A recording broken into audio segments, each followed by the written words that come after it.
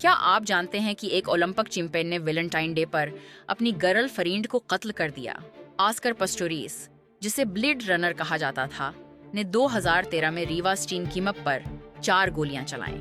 उसने दावी किया कि वो उसे चूर समझकर मारा, लेकिन पुलिस को शक हुआ जब पता चला कि रीवा बेदार थी और बाथरूम में छिप रही थी। उसके पास फोन और बैग था, जैसे वो लड़ाई के बाद भागने की कोशिश कर रही थी। ऑस्कर का वकील कहता था कि वो डरा हुआ था और उसके पास मसनूई टांगे नहीं थी, लेकिन फोरेंसिक सबूत ने दिखाया कि वो झूठ बोल रहा था।